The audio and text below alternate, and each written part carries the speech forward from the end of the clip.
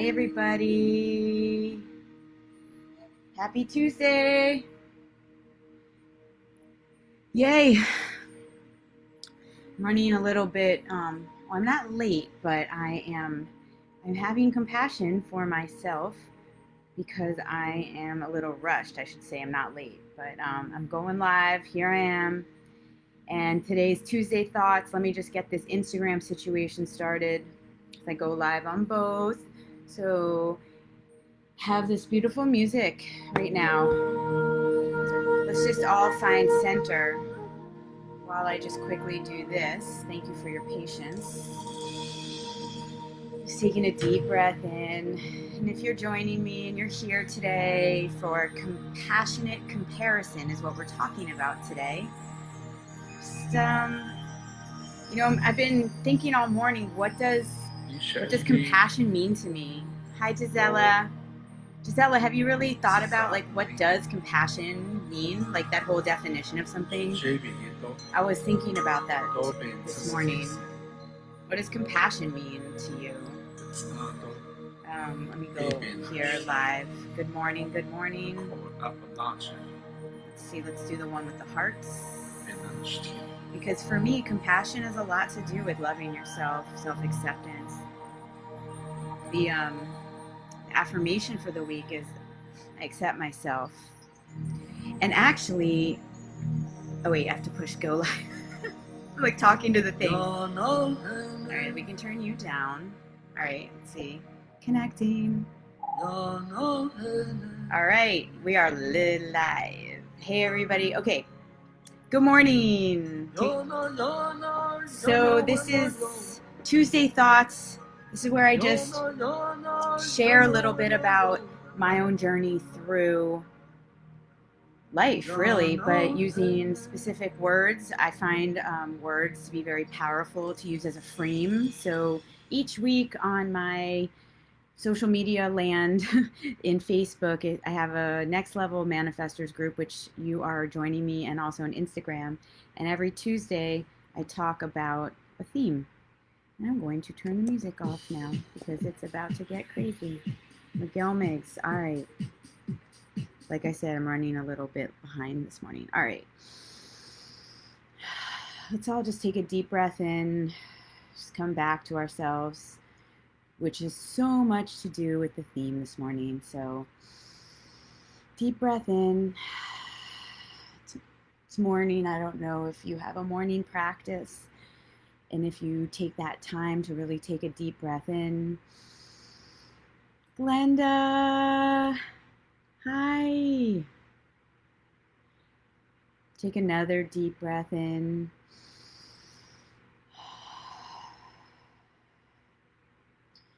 So this week's theme is compassionate comparison.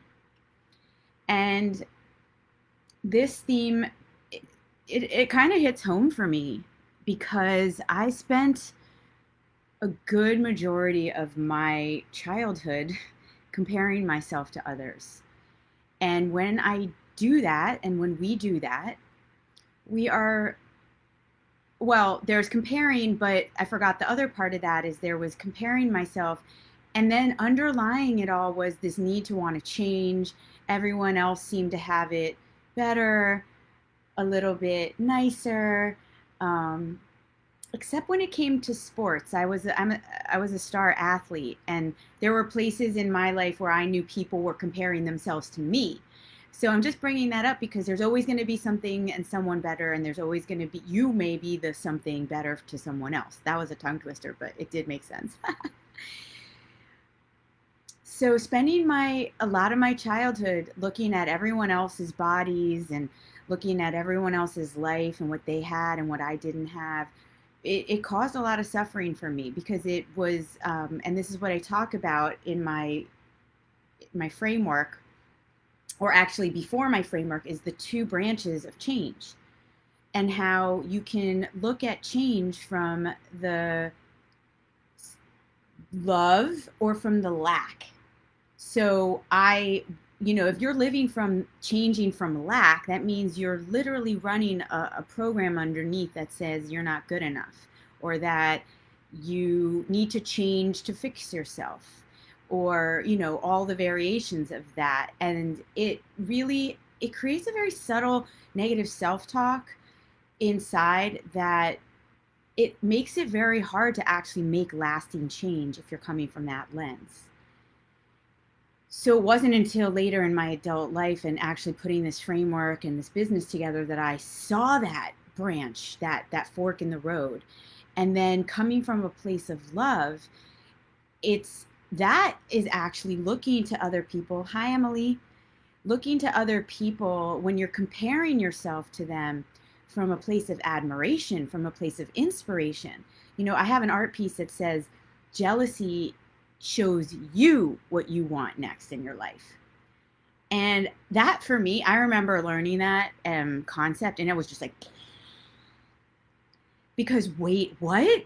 I can still have these feelings of jealousy and look at people and want what they have, but actually use it as fuel. And everything I talk about is how to navigate your life from a manifesting lens. So here you go. Here's a reframe. Here's a manifesting technique. When you find yourself jealous, when you find yourself comparing, see if you can look a little deeper. Is there something in that person's life that you actually want in your life? Then can you see, oh my gosh, look what I've attracted closer to me. Because if this thing that I want is this close to me in my life, because I learned this back in the day, you are the sum of the 5 people you spend the most time with, in health, in relationships, in frequency, in love, in everything. So if I'm hanging out with someone who has something that I want, for me, I'm like, oh, woo, yay, because you can get curious. You can lean into that and ask this person questions, find out how they were able to attract that in their life. So it's a powerful, powerful reframe if you can switch comparison to collaboration, compassion, which is what the other part of what we're talking about here. Because if you let that negativity, like I had in the past, start to run wild, I'm sorry, not the negativity, but the comparison, it can be very difficult to find compassion for myself and for others. And I was just talking to myself before we started this morning in getting ready, and I'm like, what does compassion mean to me? So everywhere I start with anyone has to do with beginning to define something, because it's very important that you make sure that you are coming to your self-inquiry with the definition of something that you have created for yourself, and not from the old program that you might be carrying over. And not all programs are not good or bad, whatever. Some are amazing because they brought you here.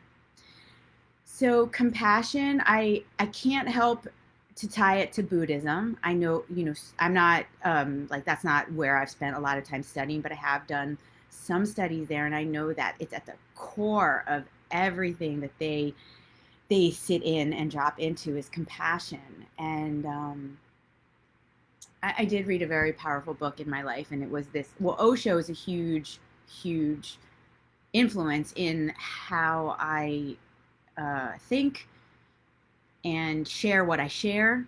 His lens through life has been very impactful for me.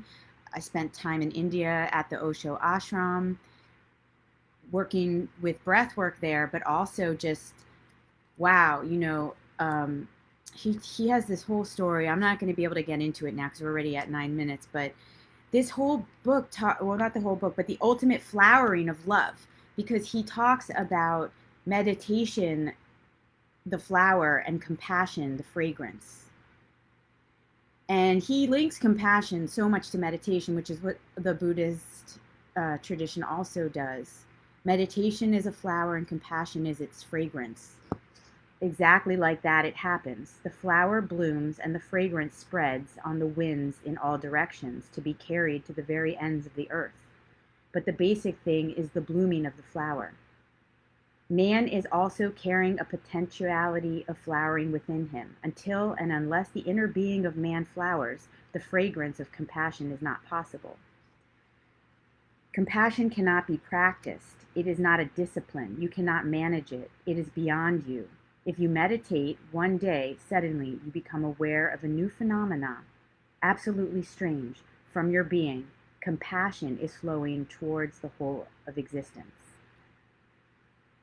So, there's a lot of depth to the word compassion, and I realized that maybe I should do a whole week on compassion, because I was really thinking a lot about comparison this week, and that compassion was something that we had to have for ourselves when we are inside of comparison, which is true. We must find a way to accept ourselves exactly as we are and use comparison as a tool, as a manifesting lens to help you wake up maybe something that you want, help you also realize that if it exists with someone else, that there's proof that you can have it too. And that compassion is self-acceptance. This is, I guess, where I'm going to just define it for myself right now. It's self-acceptance, it's self-love. And I just got chills because I remember exactly sitting right there. Oh my God, I just got really emotional. The moment that I made peace with my accepting my body image journey. Now, not my body image, like I had still work there to do. But the minute that I accepted that the journey that I was on to love my body, that I had compassion, that this was what I was here to find out who I was, opened the portal to compassion for me, and also forgiveness. So I think compassion and forgiveness go together. And wow, I wasn't expecting that to make me so emotional, but that was such a big healing moment for me in my life. I was like, why me? Why me? And that had so much to do with comparing myself to everyone else. Like, why do I have to go through this? Like, I can't eat that and someone else can. That person gets to look like this and I have to work so hard to have the same thing. But as I was pushing up against it, it was pushing up against me. But when I relaxed and had compassion for that journey being the gift of my life, it loosened and I was able to like see and move through it. And this week also has been hi, vulnerable Lisa here today. This week has also been really like huge for me because I posted up a photo of me on the beach in my bathing suit. Oh my God, I would never, ever have done that in the past. Like having compassion and love for my body the way it is. Like I made a declaration this week that the old stories that I'm sharing with you about comparison, like they no longer are coming with me as a part of my speak, my dialogue, my current narrative of how I want to live my life. And it was a big week for me. And it's small little things. Thank you, social media, for blasting it out. And I got like so much love and support. And I think that's the point, is that when we really truly just get vulnerable and share who we really are, accept who we really are, support is there, and I come back to it a million times. Like the universe has your back, but you have to make the first move. And, just even putting that photo up, well, there was a lot of first moves just to get to that photo being up, but yeah. Okay, regrouping. Thank you for seeing me. Like, I guess I wasn't expecting. But it's okay. I really do have compassion for myself now. And, I was running a little late this morning because I did fit in my workout. I'm doing a 12-week HIIT training workout right now. And I am doing it with a few friends. And wow, it's transforming my life. So I'm so busy today. I've got my event later today. I've got team meetings, work, clients. And the only way for me to get that workout in was right now. And right now, this morning is when it happened. Okay, so yes. Thank you all for being here. We're going to pick an Osho card. And, I'd love to continue this conversation. I actually didn't really feel into the depth and the layers of both comparison and compassion. It's when I picked this topic, I knew it was going to be deep, but I actually didn't like this. This is making me really see that I'm sure a lot of people this week I was asking, like, do you compare yourself? And everyone goes, yeah, as if like I was supposed to know that. And I guess, wow, you know what? We're walking around comparing ourselves to people. And what are we doing in our minds when we're doing that? Like, it's really important. It can take you down. It can, yeah. So this is the resource for everyone this week. And it's a beautiful book. He has an entire line of books that all have a word. I have compassion, intimacy. I don't know what other ones I have, but recommend. He's interesting. And I'm working with, or Vancito Edwards Jr. does mirror work, little courses. And I've been sharing some breath work in his courses, but we were linking up because we were realizing how important mirror work is in loving yourself and really doing that work to talk to yourself, talk yourself through things. Because at the bottom of all, at the like underneath everything is either fear or pain or pain. And when you can have dialogue with yourself, which is how I just define self-mastery, when you can learn to navigate your mind, which means talk to yourself, say, what's up? Why are we doing this? How are you feeling? Get deep, look deep in, because loving yourself is going to be at the core of compassion, which is going to help you transform comparison. All right, so here we go. Now, I was thinking this is the Osho deck, same person who did that book.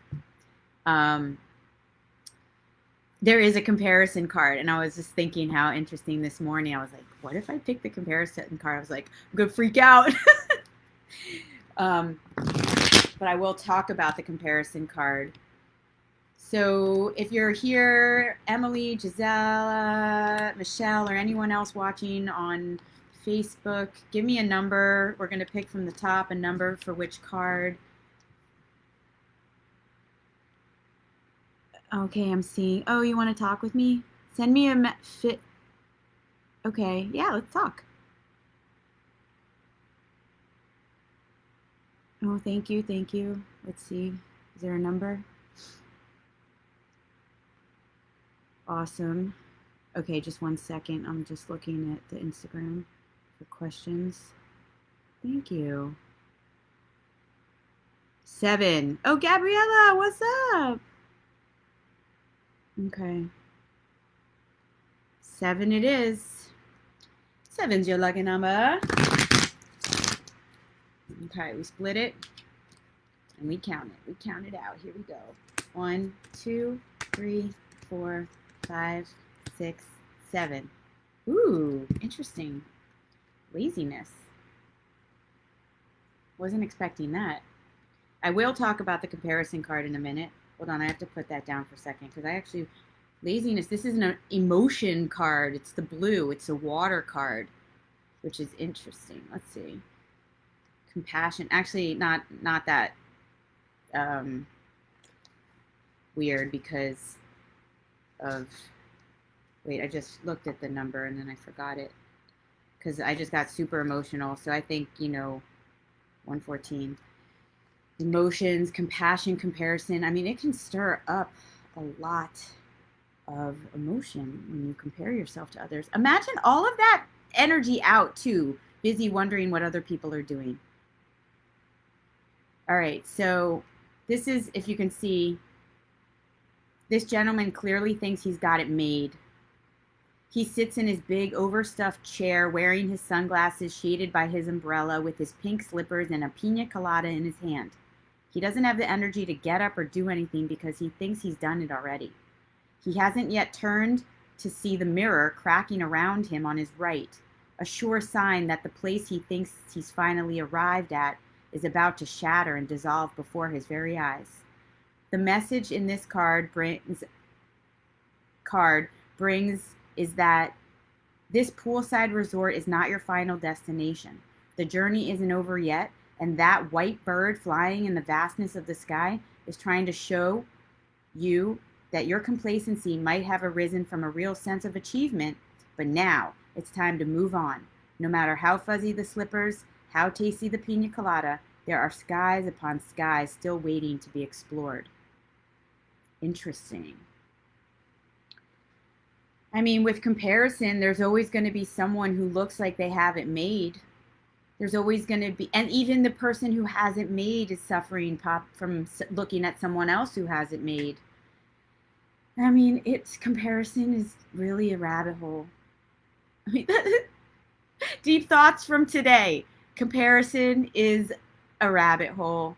So I'm going to leave you with this, that like circling right back to where we started. If you can use everything as a lens to manifest and turn it around and say, how can that show me what I want in my life? How can I use this information to help me grow? I mean, that's really what everything. Life is the workshop. So this card is just here to remind us that complacency, enjoy it maybe, relax for a little, and then keep going. There's always next. There's always your own personal next level to reach. Okay, so if we have Manifest and Mingle tonight at 5 to 7 Eastern time, it's going to be a phenomenal night. I'm super excited. This is me coming back with some workshop work because I haven't been able to do my live workshop. And I'm just really excited to share. We're going to visualize. We're going to mingle. We're going to manifest. And get in touch with our vision so that we can, look to that information in life and use it to grow. All right, happy Tuesday. I'll see you around. One love. Bye.